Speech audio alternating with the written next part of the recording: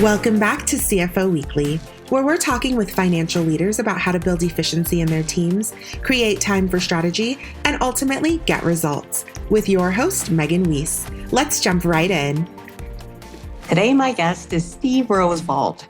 As the founder and chief learning officer of CFO University, Steve understands innovative, responsible financial leadership is critical for success in any business today, whether the goal is to grow exponentially or achieve stable profitability. This core function needs to be handled with intelligence, skill, and unwavering commitment. During his 30-plus years of experience in the world of corporate finance, Steve honed his ability to drive change, improve profitability, and ensure long-term financial health for businesses. He spent a good share of his career in various CFO and other leadership roles. CFO University was created using that experience and teams of experts whose CFO-centric themes help finance heads stay innovative while exposing aspiring finance leaders to career-changing professional development. The virtual on-demand platform is built around the 4 pillars of CFO success: accounting, finance, treasury, and leadership. CFO University delivers practical, performance-enhancing, and convenient professional development to finance leaders all around the globe. You can learn more about CFO University at www.cfo.university. Steve also operates KRM Business Solutions, an advisory practice that equips companies and their finance teams with the knowledge, processes, systems, and tools they need for success. Steve lives in Vancouver, Washington with his wife and enjoys his leisure time by cycling and spending time with his children and their families. Steve, thank you so much for joining me on today's episode. Well, Megan, I'm really pleased to be here on CFO Weekly. I think you got a great program going, and I really appreciate you inviting me. Yeah, well, thank you. Today, we're going to be learning about you, your current organizations, and how we can utilize these resources to become better finance leaders and even level the playing field for small and mid-sized businesses. I'm really looking forward to learning more about you as well as your solutions for CFOs. So let's get started. Great. Let's start with you. And if you can just kind of share your story as to how it is that you ended up doing what you're doing today. Sure. I had a finance and a business degree as well as a history degree when I got out of school and said, how am I going to use this? And I spent, 22 years in the corporate world. So I was out of Minneapolis, Minnesota, and hired with a company out of Minneapolis and spent 18 years with a company called Cargill, and then went to a company called Conagra for 4 more years, both, multinational companies. That gave me a lot of experience in the finance accounting world. So did that for 22 years, like the corporate world. They were really good trainers. And then I left the corporate world and started my own journey, the entrepreneurial journey, where I started a CFO advisory practice. And did that for almost 13 or 14 years, met a bunch of great people, a bunch of great companies, worked for, just a wide variety of, some of it was raising money, some of it was fixing problems in finance, but really got to know a lot of different aspects of different companies on the finance side. And so about 5 years ago, I looked at that and said, you really, have a fairly interesting background in various companies in many different industries. And I was on a one-to-one. My consulting practice was all one-on-one. And I said, well, how do I make this one-to-many and be able to share some of the experience I had with a broader audience? And so that's when we started CFO University 5 years ago. And, in that, so it kind of went from a corporate world to an entrepreneurial spirit to then, trying to develop, CFOs and great finance leaders across the globe. So as you look back on your career, are there stories or turning points in your mind? Yeah, there's a whole bunch, but the first one that started right when I was getting out of school, I had an offer from 2 companies, both based out of Minneapolis, agricultural companies, and one had a $500 a year higher salary. So I said, "Oh, that must be the one." So I talked to my father, my best advisor. And of course, he was smart enough not to give me an answer. But what he did do is he put me in touch with the president of his company, which is a large agricultural co-op in the Twin Cities in Minneapolis, St. Paul, because he knew I wouldn't listen to him. So he's smart enough to know that. And this the gentleman, the president of the co-op said, well, there's no doubt that for $500, you ought to go with this other company, which happened to be Cargill. And it was a great choice. So, that was the first turn, is that I didn't take the high offer. I took the best company. And I think that was an interesting learning on my part, that, I wanted the money because I wanted to pay back off those student loans, but he was much more practical. And then there was all kinds of other twists and turns. I was went through a division with Cargill, where I kind of became 9 years in one division, became my home when I started with the company. And I moved to a whole different division that was in a whole different marketplace. And it was more like Wall Street. Before, I was in the grain division, which was more like Midwest, US. And all of a sudden I'm tossed into Wall Street. And that was a huge shift for me, and a big change and a struggle to change kind of, my behavior, and kind of I came in thinking, hey, all this success that I've had in the last 9 years is just going to continue. And I ran into some brick walls. So that was a learning too, that, as you travel in new areas, and don't let your, make sure you stay humble along the way, because, things will knock you down once in a while. And then when I left, I took my first full-time CFO job. I'd been with Cargill for 18 years, and then went to, I was hired by a company called ConAgra in their molding company. And it was my first CFO job, where I actually had treasury experience. At Cargill, there was no treasury experience. It was all accounting and finance, but they raised the money corporately and just handed out the checks to everyone. And so my first real opportunity to take over the treasury function, so the complete CFO suite of finance, accounting, treasury, and then leading the company was in the corporate world. And after that, it was the next stage was the entrepreneurial side, where I said, hey, I can use those tools that I learned in the corporate world, to help smaller and mid-sized businesses. And that's when I started KRM Business Solutions. And so, a lot of steps along the way. And you heard the story about CFO University. So, a lot of zigs and zags. And I think for me, it's been a great journey, and I've really enjoyed it. How did you work up the courage to leave your stable corporate job and go out on your own? Well, I'd like to puff out my chest and tell you how great I am and all that, and how courageous I am. But what really happened is our company was based here in Vancouver, Washington, which is where Pat and I live now, and where we raised our kids after we left Cargill. And the company wanted to move to Omaha, and our oldest kids were in high school. Uh-huh. And so I had a real good relationship with the CEO there, where we ended up forming a joint venture later, and I always stayed in touch.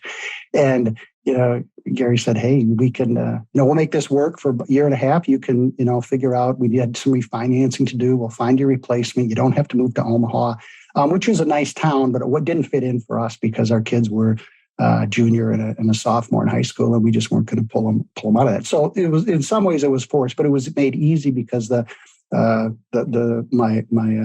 direct boss, the CEO, was really understanding, and I kind of worked there for about a year and a half, found my replacement, and that's when I started, KRM Business Solutions, my consulting practice after that. So it wasn't some big leap I made. It was kind of like the choice that was put in front of me, that I can either go to drain the kids away from what they know and their high school, or I could try something else. And I tried something else.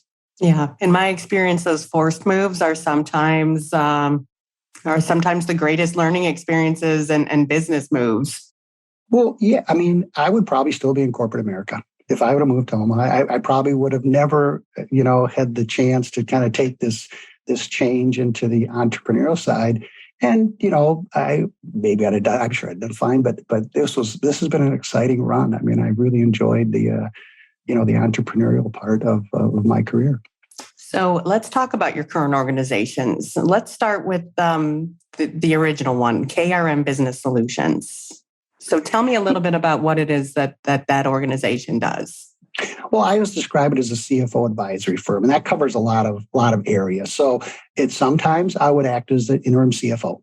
That was other times I was advising the CEOs or the boards of companies on their financial situation, and other times I would be coaching a CFO. So it was a kind of a broad array of things. It was focused mostly here in the Pacific Northwest. It was just easier back then. That was back in 2004 when I started in 2005. And so I built up a pretty interesting network locally, and were able to serve and meet some really interesting people, some great companies, and all on financial advisory for the corporate world. And sometimes that was acting as a CFO, and other times it was advising the CEO or the CFO or the boards. And CFO University, when did you start that up, and what is it?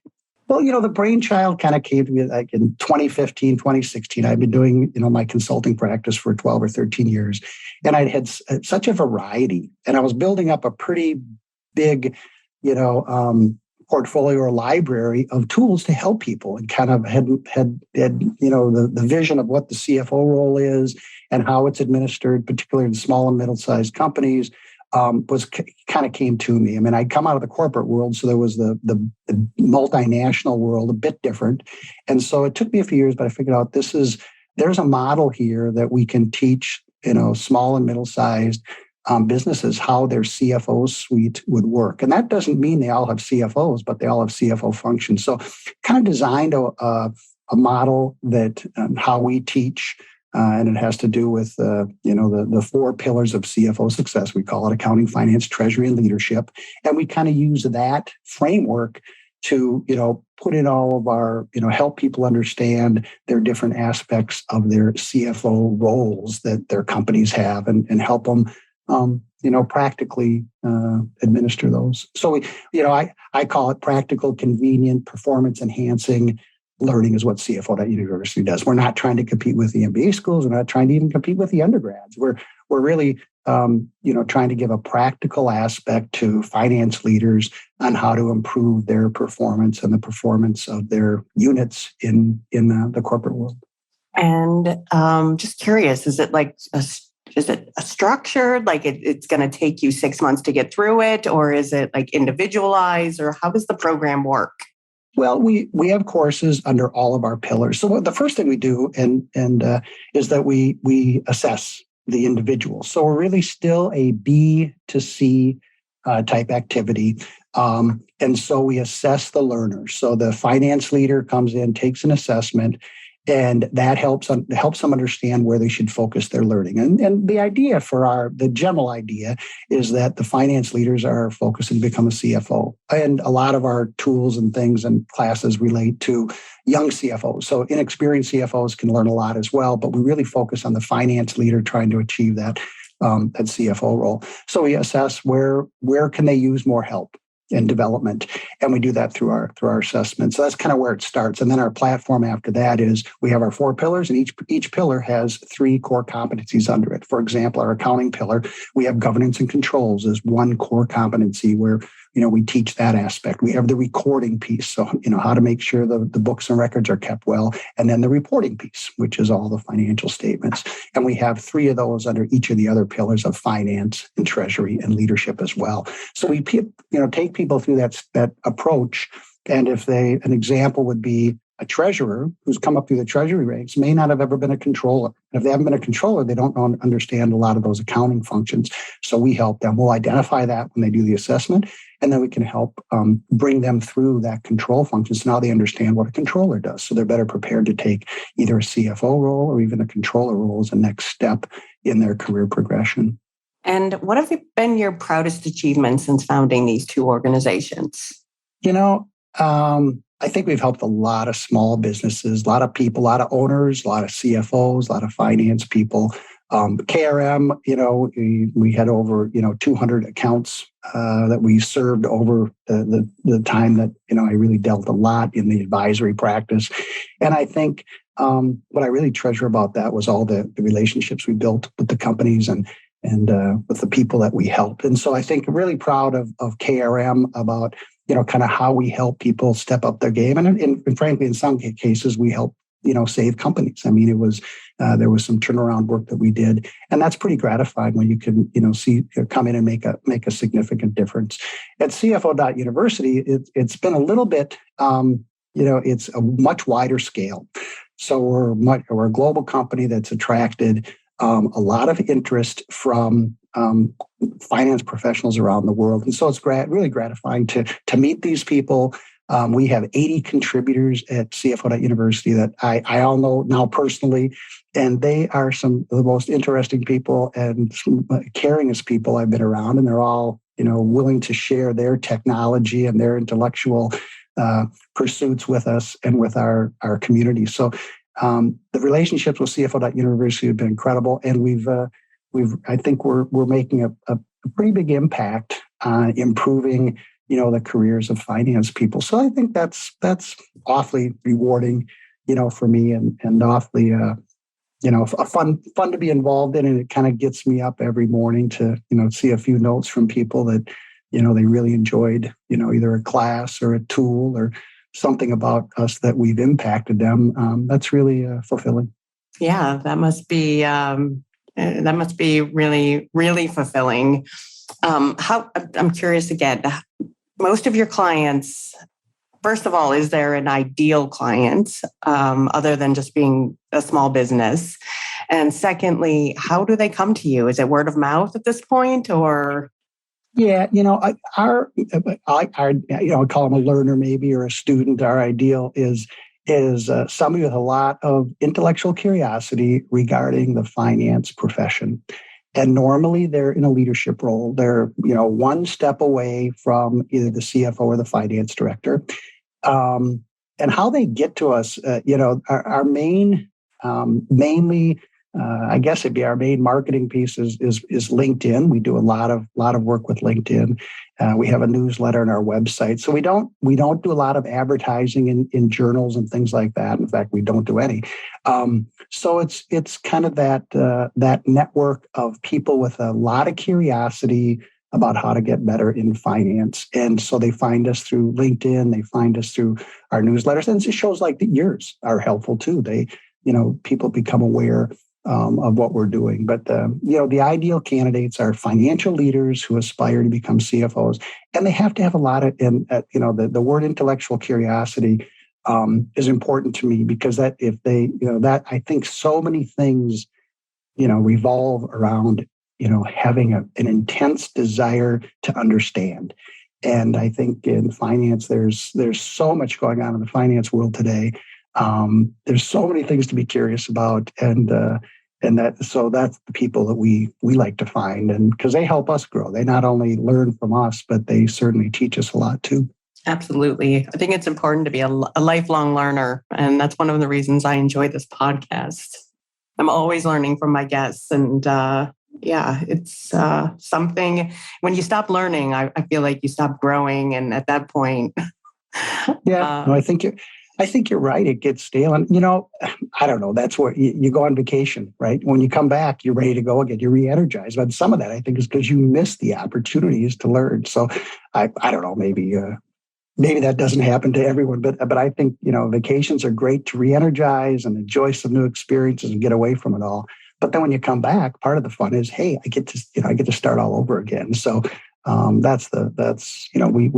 want that from the people that we deal with, that they love finance, they love people, and they want to make a difference. And you offer next generation CFO training. So what does it mean to you to be next generation? Well, I think what's really important is that you have a people focus. I think that there is there's a big move for automation, data analytics, enabling things through technology. And I think that's with us. That's there. And there's a lot of really positive things about all those aspects about the finance role. But there's also, we get things done through people and bringing those people along and understanding what their needs are as we're, mechanizing the accounting function or whatever it might be. The people need to come first. And if that doesn't happen, it doesn't matter how well you mechanize. If you don't have people to run your programs, it's, you're not going to be successful. So I think that, it's really got to be based on people. So forward-looking is great communication skills. We talked about intellectual curiosity. They do have to understand technology. And I think their EQ has to be really high. And they have to have a lot of constituents that they understand how to deal with. So, and I look at it, maybe one way to think about it is the world-class chief financial officer is kind of a conductor of an orchestra.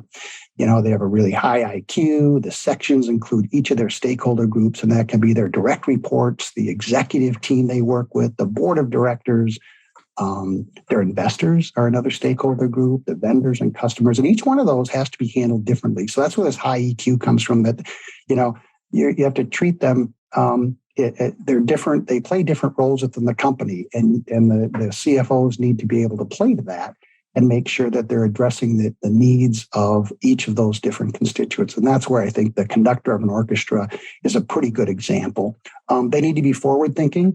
And I look at that as they need to appreciate history. They need to get your financials right. You need to, the audit's important and all that.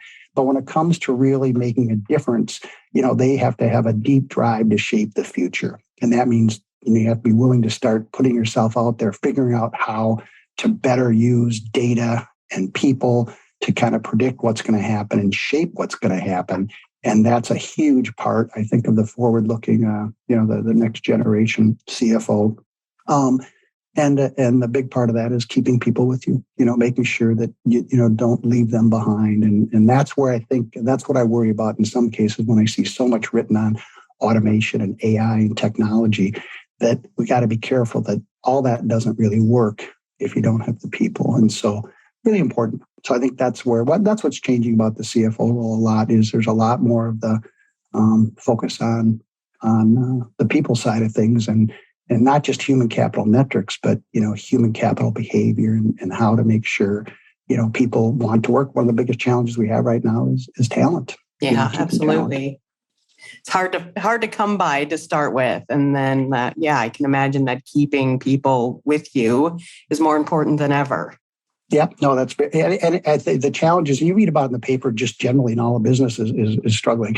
But there's the CFO suite's no different. I mean, keeping talent in the CFO suite is the same issue. And I still work with some clients on kind of the consulting side, and that's a number one struggle is and CFOs, as well as their direct reports, as well as the bookkeepers and the clerks. I mean, it's kind of widespread, and there's such an opportunity there for people who can make sure that resource that we have is really treated as the most important resource that we have in the company. So when you look at the role of a CFO, is this the area that you find you have to work most with people? Because as accountants, we can kind of be introverts. Do you think a CFO is just naturally like an extrovert or a people person, or which area do you find them needing the most coaching? Well, I think leadership is, it's probably the most important, and frankly, it's the most popular. And, there's this kind of imaginary old accountant out there that everyone pictures in their mind, the green-eyed shades and kind of sitting down with a worksheet, running a pencil on something. And that's a pretty protector. I got the pocket protector. But there are still accountants that come out of that. Engineering, I mean, there's an attraction to working with numbers that you'd say, hey, how do we make sure we have the same attraction working with people? And so I think the leadership part is the most popular. What we find is people who get to CFO University end up, they know finance, they know accounting. So they only need the practical aspects of how to implement a team in those areas. And so they don't need, they've already had the training from their university work or from their previous corporate life. But what they really crave is the leadership side, and that, the communication and how to create mindset, how to create influence, how to, what it takes, to lead that function. And it's not that they're any worse or any better than anyone else at it, but it takes practice. And so I think that's what we allow people to do, is space to practice those leadership skills. And that's kind of the key area, I think, when it comes to what's really changed over the past, call it 20 years. I mean, it's always been important, but it's really in the last 2 years, the CFO has taken over all kinds of different responsibilities. I mean, and there's been a burnout from that, but there's also been a realization that, CFOs, how valuable they are in these companies. And if they do a good job, they're indisposable. Yeah. I mean, just having done this podcast over the last 2 years, I've seen a lot of CFOs on my show that haven't come up through the normal ranks. It's not a traditional route. I mean, I've seen people with marketing backgrounds, people with engineering backgrounds. So yeah, I don't think there's just one way to get there. Point. No, I think that's a good point, that there's more options to get there now. And I think particularly in bigger companies that have specialties, if you're an engineering firm, a big, a Boeing or whatever, where you're, it's, depending on the expertise needed in the company, a lot of times CFOs, and it's a bit of a risk to a financially trained CFO that has deep accounting, and take a CPA partner, for example, from a firm who goes to a CFO, their focus is on the accounting and finance and the audit side. Sometimes they have a harder time kind of getting to some of those general skills that I think some companies need. So I think, where there's a risk in the, from a CFO coming through the financial ranks, there is more, and I think it's partly driven by the people. You take more, can you lead people? And then do you have enough financial skills to lead those people? And so I think we are seeing kind of a shift in, what that CFO, kind of core skills a CFO needs. And the number one piece of that is definite leadership. And let's talk about the self-assessment tool that's offered at CFO University. What is it assessing, and what variables is it taking into account? And people can take it for free. We don't charge anything for it, but it's called the CFO Readiness Assessment, and it covers our 4 pillars. So we have, I mentioned accounting, the accounting pillar, but the finance pillar covers budgeting and planning. It covers forecasting, and it covers investment analysis. So all the forward-looking pieces of a company, we test through a number of questions. So I think there's about 60 questions, and it's very experiential, and it takes about 15 minutes to go through. But it'll give you accounting, finance, and our treasury pillar. The 3 core competencies under treasury are cash management, fundraising, and then risk management, which is very related to governance and controls. But once you take on third-party money, a treasury operation, you end up with a lot more risk management. And so because you're dealing with investors then. And then our 4th area is leadership. And leadership is a stair-step approach. And we take kind of self-awareness as the first step, and team building as the second, and then strategy and culture, the real things that the leaders of a company need to be familiar with. So we use a stair-step approach as the 3 competencies in leadership. So that's what we're testing on. And a report comes out that shows where we compare it to we've had about 7,000 people take the test. So we have a good database on how people have done and where people kind of show up. And so we compare people to that, and you can kind of assess yourself against the other 7,000 people who've taken the test. So that's one way. And that helps us identify for the learner, what they should focus on, if they, where their weaknesses and strengths are. And a lot of times, I rarely get arguments. People say, oh yeah, I didn't do that. I haven't had that experience. So this makes a lot of sense. And so I think it helps people identify the next steps in their professional development. So that's a CFO readiness assessment. We also have an assessment that does a similar thing on teams. It's much more intense. It takes a lot. There's a shortened version we have that's only 8 questions. It just kind of gives you a real summary overview, and that happens to be one of the tools on our website. But then there's a longer version that we do in the consulting practice that helps us go in and we interview the leaders. They fill out a bunch of different schedules, and we do a gap analysis on that, on what they think is important versus where the strengths are in the finance. Call it the CFO suite, but it's not just, you're not measuring just the CFO, or measuring the whole performance of the finance team. So those are some areas that we've worked a lot, and I use the assessment probably 20 times.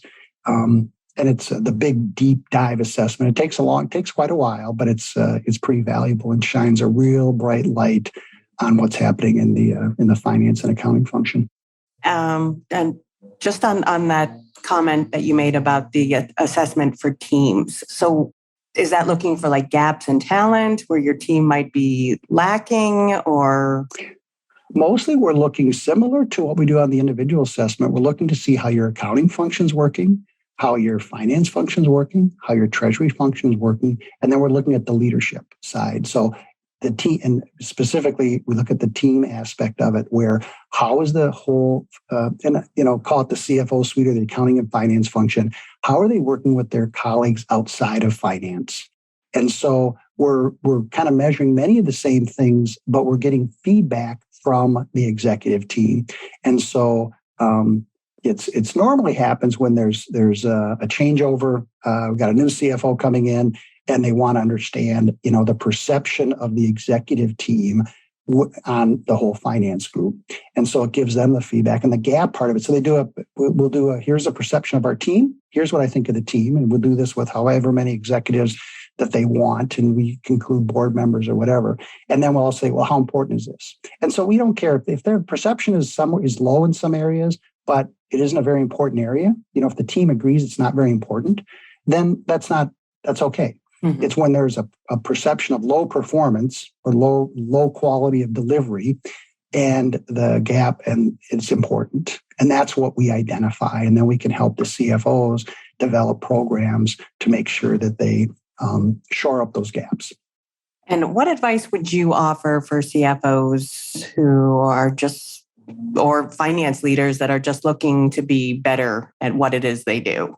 That's a good question. Because there's so many different places, for people to go. So if they want to be a finance leader, so they want to continue a CFO career, there's a lot of different groups that can help in that, including CFO University. But there's in the U.S. there's the Financial Executives International.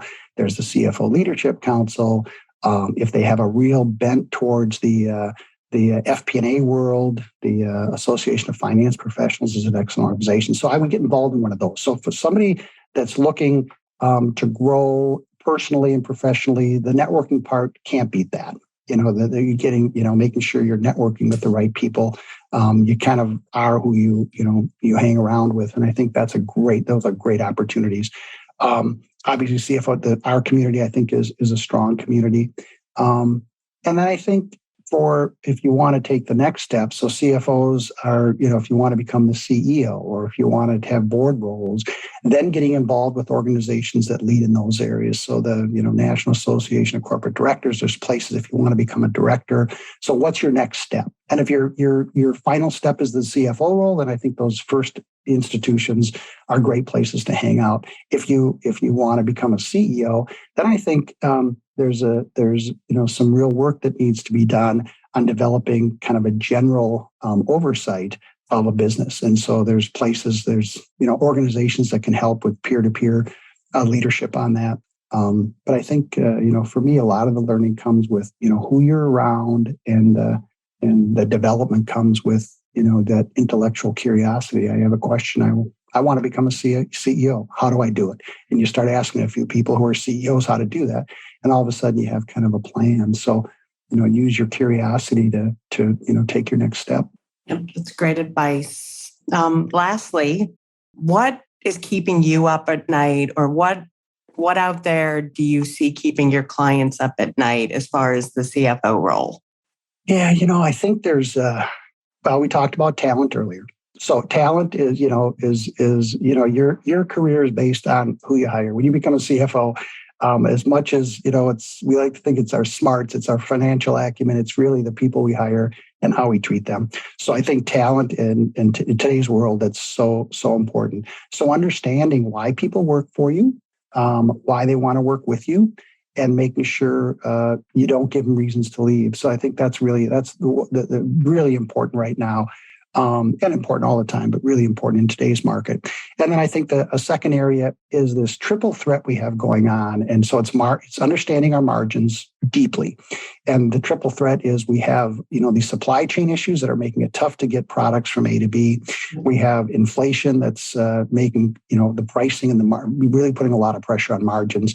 And then we're going to have our interest rates are going up and the cost of carrying working capital is going up. So I think this triple threat on margins, and I'd call it supply chain issues, inflation, and interest rates, is something that the CFOs are taking a close look at. How do they manage that and manage their margin appropriately? So I think there's a real-time issue in financial performance that is being threatened by some of these issues. And then I think the last area I would say as advice is staying strategic. And so it's easy to these tactical things like how do we fight inflation, these supply issues, they can get us in the weeds, but we have to kind of remember to take that breath, step back, and strategically take the time. And for me, that means putting it in my diary. If I don't put it in my diary, I could get caught up with a million tactical issues a day. So it means taking that time, and that may be, some people may just naturally run the strategic side. I'm very tactical, and unless I make that time, I can get caught in the weeds. And so during this time of where we're really worried about margins and what's going on in the economy, make sure you take a breath and take time for the strategic outlook in the business. Great advice. Steve, thank you so much for being my guest today. Well, Megan, it's been wonderful. You asked great questions, and I really appreciate the opportunity to be on, CFO Weekly. Yeah, I really enjoyed speaking with you and hearing about your experiences, and I definitely wish you all the best. It sounds like you're doing wonderful things for the CFO community. And Thank you, Megan. To all of our listeners, please tune in next week, and until then, take care. If you're ready to boost efficiency and streamline your accounting processes at significant cost savings, it's time to talk with Personiv. Their people-powered solutions have transformed the delivery of back-office tasks and general accounting functions for decades, partnering with clients to provide everything from accounts payable to payroll services. See what Personiv can do for you by visiting personiv.com. You've been listening to CFO Weekly, presented by Personiv. Please subscribe wherever you get your podcasts to hear all of our episodes. Want to learn more? Check out personiv.com. Thanks for listening.